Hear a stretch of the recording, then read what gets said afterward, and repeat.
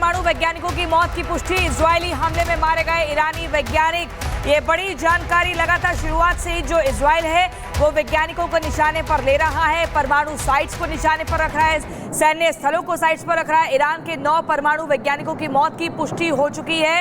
Israeli हमले में मारे गए हैं ईरानी वैज्ञानिक, ये बड़ी जानकारी, बड़ी खबर आपको बता रहे हैं। यूके देवनाथ सर, लगातार ईरान भी ताबड़तोड़ अटैक कर रहा है, वहीं इजरायल भी कभी वैज्ञानिकों को टारगेट कर रहा है, कभी वहां सैन्य स्थल, कभी परमाणु स्थल। लेकिन मुझे बताइए कि यहाँ से ये नाम भी, 9 वैज्ञानिकों के नाम भी टीवी स्क्रीन पर हम दर्शकों को दिखा रहे हैं, लेकिन क्या यहाँ से वॉर जो है वो शांत होती हुई दिख रही है? एक बार मैं नाम पढ़ देती हूँ। फरीदुन अब्बासी परमाणु इंजीनियरिंग एक्सपर्ट है, इसके अलावा Mohammad Mehdi Tehranchi physics expert, Akbar Motallebi Zadeh chemical engineering expert. इसके बाद देखिए एक एक करके ये नाम सभी के सामने आ रहे हैं और बहुत ही चौंकाते हैं कि कैसे ये वैज्ञानिकों को सर टारगेट करना, उनको मौत के घाट उतारना, क्या वजह है इसके पीछे? देखिए, मोसाद जो है शुरुआती दिनों से ही बहुत केयरफुल रही है कि चाहे वो इराक हो या पुराना इराक या अब का ईरान, कोई भी न्यूक्लियर साइंटिस्ट अगर है तो वो उनके टारगेट के जद्दोजहद में आ जाता है। हमें नहीं भूलना चाहिए कि जब इराक में हमला उन्होंने बनाया था, उस इराक में न्यूक्लियर रिएक्टर प्लांट, तो उसको भी इजराइल ने इसी तरह से ध्वस्त किया था। मोसाद का बहुत बड़ा जिम्मेवारी है कि वो हमेशा जो ईरान के न्यूक्लियर साइंटिस्ट हैं उनको टारगेट करता रहता है। उनका नाम कहाँ है, उनका घर कहाँ है, उनका ऑफिस क्या है, वो घर से किस वक्त निकलते हैं, किस कार से ऑफिस जाते हैं। इसीलिए मोसाद ने कई बार अपने लोकल एजेंट्स का इस्तेमाल करते हुए ईरानियन जनरल्स हो या ईरानियन न्यूक्लियर साइंटिस्ट हो, वो जब सुबह ब्रेकफास्ट खा के ऑफिस के लिए निकले तो उनके कार पर ड्रोन हमला कर दिया, कार पर मशीन गन से हमला कर दिया।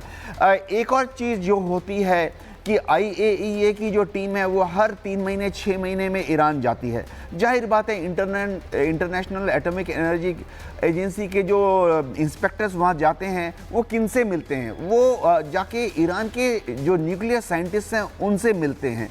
कहाँ मिलते हैं? जाहिर बात है वो जगह भी उनको पता लग जाती है। जब वो आके एक रिपोर्ट बनाते हैं तो जो साइंटिस्ट का नाम है वो लिस्ट में रहता है। बिल्कुल ठीक है सर, बड़ी बात आप यहाँ पर बता रहे हैं, आपके पास वापस लौटेंगे, लेकिन इसी बीच एक और बड़ी खबर आ रही है, उसका रुख पहले कर लेते हैं। तीसरे दिन भी ईरान ने इजराइल पर मिसाइलें दागी हैं। तेल अवीव यरूशलेम पर मिसाइल से हमला किया गया है। तेल अवीव यरूशलेम में इंटरसेप्ट की गई हैं मिसाइलें। लोगों को घरों में ही रहने के लिए कहा गया है। तो देखिए, ईरान लगातार अटैक कर रहा है।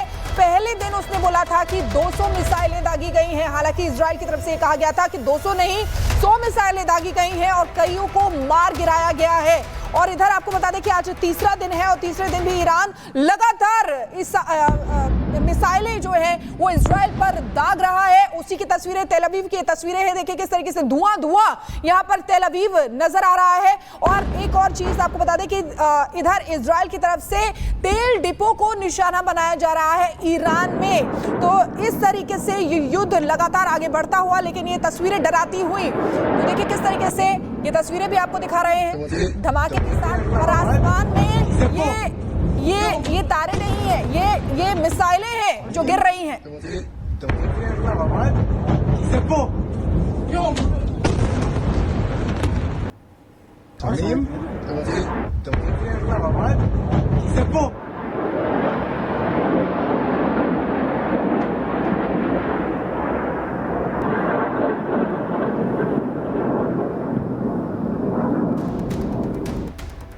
और इसी बीच एक और बड़ी खबर, ईरान के हमले से इजराइल को भारी नुकसान हुआ है। मिसाइल को इंटरसेप्ट करने में नाकाम रहा आयरन डोम, ये बड़ी जानकारी मिल रही है। ईरान के हमले से इजराइल को लगातार बहुत ज्यादा नुकसान होता जा रहा है।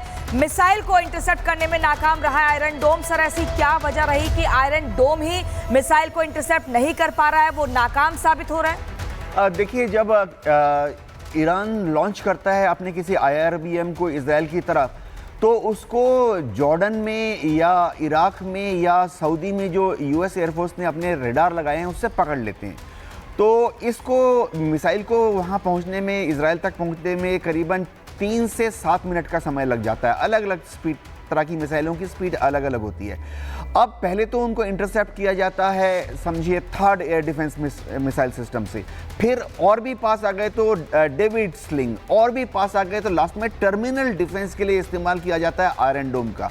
लेकिन होता क्या है कि किसी भी कमांडर के पास अनलिमिटेड मिसाइलें नहीं होती है। जमीन में जो एयर डिफेंस मिसाइल का जो कमांडिंग ऑफिसर है उसके पास 24 सर, बड़ी बात आपको आप बता रहे हैं, आपके पास वापस लौटेंगे सर, लेकिन ये तस्वीरें देखिए सामने आ गई हैं किस तरीके से मिसाइल अटैक के बाद वहां पर तबाही का मंजर दिखाई दे रहा है।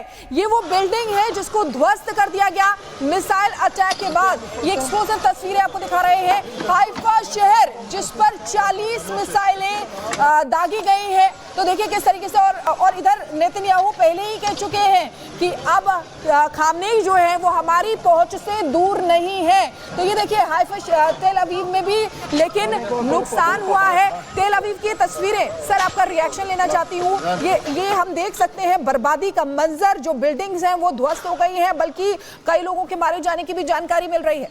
जी, आप जो हाइफा पर हमला दिखा रहे हैं, तेल अवीव पे जो हमला दिखा रहे हैं, इसमें हम सोच रहे हैं कि ये रेजिडेंशियल बिल्डिंग्स हैं, लेकिन मेरी जो जानकारी है उनके अनुसार ईरान की इंटेलिजेंस एजेंसी जो है उसको भी पता था कि किस बिल्डिंग में इजराइल का कौन टॉप पॉलिटिकल लीडर रहता है, इनमें से किस बिल्डिंग में आईडीएफ का कौन टॉप जनरल रहता है, इनमें से किस बिल्डिंग में उनका जो नेसेट है या लिकुद पार्टी के जो मूवर्स एंड शेकर्स और इन्फ्लुएंस है वो रहते हैं।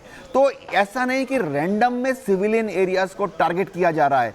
ईरान की इंटेलिजेंस एजेंसीज जो सर जानकारी जो मिल रही है कि कई लोग मारे भी गए हैं, उसमें कई लोगों की मौत की जानकारी है, 100 लोगों के घायल होने की। अगर एक लिकुद पार्टी का टॉप लीडर है और वो एक बिल्डिंग की 8वीं मंजिल पे रहता है, तो ईरान जब उस बिल्डिंग के 8वीं मंजिल को टारगेट करने की कोशिश करता है तो उसके 1-2 फ्लोर ऊपर वाले 1-2 फ्लोर नीचे वाले भी ध्वस्त हो सकते हैं। जो वॉरहेड गिराए जा रहे हैं, ये मैं पहली बार नोटिस कर रहा हूं कि पहले पिछले साल अप्रैल में जो वॉरहेड थे यूज किए थे ईरान ने, या अक्टूबर में ईरान की मिसाइलों में जो वॉरहेड थे वो 200 किलो से 250 किलो के रेंज में थे। लेकिन अभी जो बिल्डिंग का डैमेज किया है, मैंने बॉम्ब डैमेज असेसमेंट देख रहा हूं, ये 1000 किलो के वॉरहेड हैं, यानी 2000 पाउंड। तो होता क्या कि ना सिर्फ जो टारगेट है एक इजराइल के आईडीएफ के जनरल का घर जो समझिए 8th फ्लोर पर है, ना सिर्फ वो गिर रहा है वरन पूरी बिल्डिंग ही कोलैप्स हो रही है। तो इसका मतलब सर भारी तबाही आप देखिए, शायद मुझे लगता है कि इजराइल ने भी नहीं सोचा होगा। वो सोच रहा होगा कि ईरान को ही हम इस तरीके से प्रताड़ित करेंगे, हमले करेंगे कि वो घुटनों पर आ जाएगा। लेकिन इसके बाद मुझे लग नहीं रहा है, मुझे लग रहा है कि और ज्यादा भयंकर तरीके से वॉर एस्केलेट होगी। देखिए सबसे जरूरी बात तो है कि वॉर एस्केलेट होगी, इसमें कोई शक नहीं है, क्योंकि पिछली बार जब अप्रैल में पिछले साल युद्ध हुआ था तो वो तनातनी और टेंशन करीबन 2 हफ्ते चली।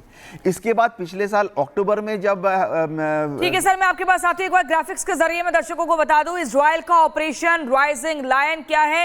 ये देखिए 13 जून की अगर हम बात करें तो ईरान के परमाणु ठिकानों को तबाह किया।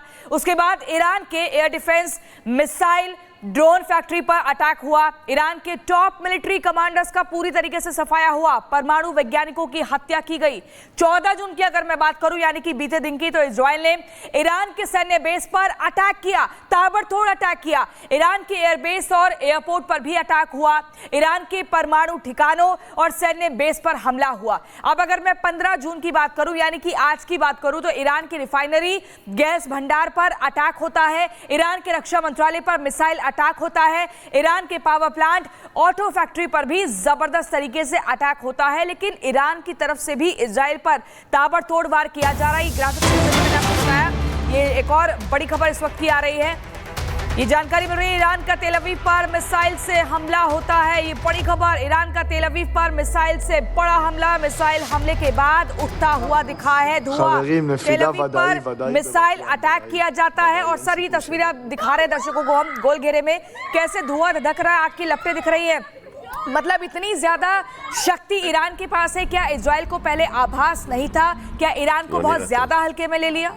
मोसाद और सीआईए का आकलन ये था कि ईरान के पास 1600 किलोमीटर या उससे ज़्यादा तक मार करने वाली जो इंटरमीडिएट रेंज बैलिस्टिक मिसाइलें करीबन 2000 है।